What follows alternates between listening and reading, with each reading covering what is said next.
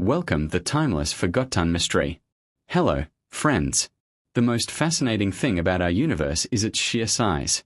It is unimaginably vast, so enormous that it can also feel disappointing. Think about it. If we use our most powerful telescopes today to find another Earth-like planet in a distant galaxy suitable for humans, it would still take us centuries to reach it. For any individual alive today, leaving our galaxy is simply impossible. We all know that Earth is in the Milky Way galaxy, and the closest galaxy to us is Andromeda, about 2.5 million light-years away. If we tried to reach it with a spacecraft traveling at 28,000 kilometers per hour, it would take nearly 94.5 billion years to get there. Even if we had the technology to travel at the speed of light, it would still take 2.5 million years. That's a very disappointing thought. What is the point of finding new planets if we can never reach them? But what if there was a shortcut? A way to cross millions of light-years in just months? That's where wormholes come in. The 2014 film Interstellar, one of my favorite space movies, shows this beautifully. When Cooper and his team search for habitable planets, they leave Earth and reach another galaxy within minutes by traveling through a wormhole discovered near Saturn's orbit. This isn't just science fiction.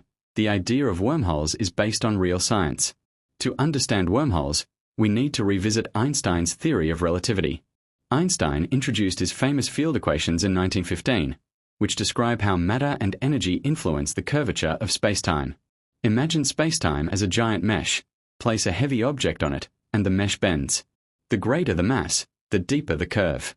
Einstein himself didn't completely solve his equations, but in 1916, Karl Schwarzschild did, leading to the concept of singularities and eventually black holes. For nearly a century, black holes were only theoretical, until 2019 when we finally captured an image of one. Interestingly, wormholes are another solution to Einstein's equations, known scientifically as the Einstein-Rosen bridge, introduced by Einstein and Nathan Rosen in 1935. A wormhole is like a shortcut that connects two distant points in spacetime. Imagine 2 points, A and B, on a sheet of paper. Normally, the shortest path between them is a straight line. But if you fold the paper so that A and B touch, you can poke a hole through, creating a shortcut. Wormholes theoretically do the same thing in space, bending our three-dimensional world into the fourth dimension to form a tunnel. Though we can't truly picture the fourth dimension, the concept can be better understood through analogies, like flight paths.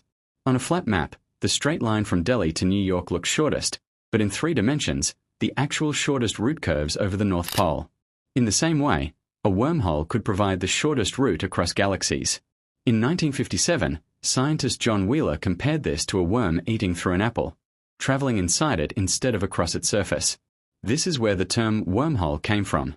In visualizations, they're often shown as tunnels connecting 2 points, but in reality, they would appear spherical, like a ball curving everything around it, just as shown in Interstellar.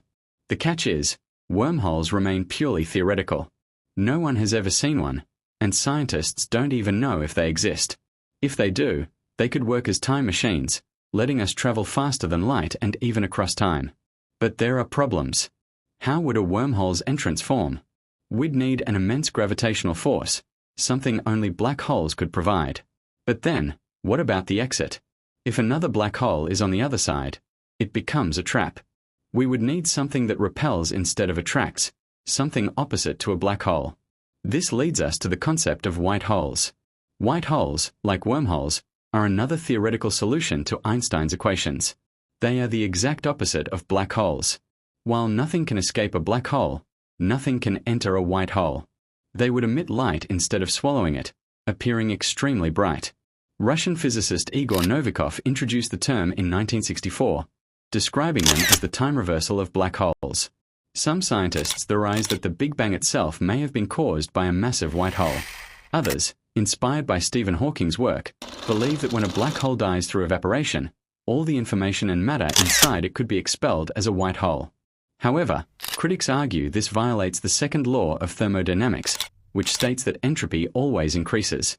Still, in 2006, a mysterious gamma-ray burst, GRB 060614, led some to hypothesize that we may have witnessed a white hole. Whether or not they exist, both wormholes and white holes are still only theories.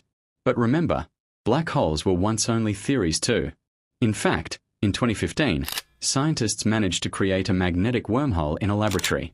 By manipulating magnetic fields with special superconducting materials, they separated the poles of a magnet in a way that mimicked how wormholes might work with spacetime. It wasn't a gravitational wormhole, but it shows that the idea isn't entirely impossible, and wormholes aren't our only hope. In 1994, physicist Miguel Alcubierre proposed the Alcubierre Drive, a theoretical faster-than-light propulsion system that contracts spacetime in front of a spacecraft and expands it behind. Another fascinating potential solution from Einstein's equations. So, while wormholes and white holes remain unproven, the universe may still hold shortcuts we cannot yet imagine. Perhaps one day, they'll allow us to cross galaxies in the blink of an eye. Thank you very much.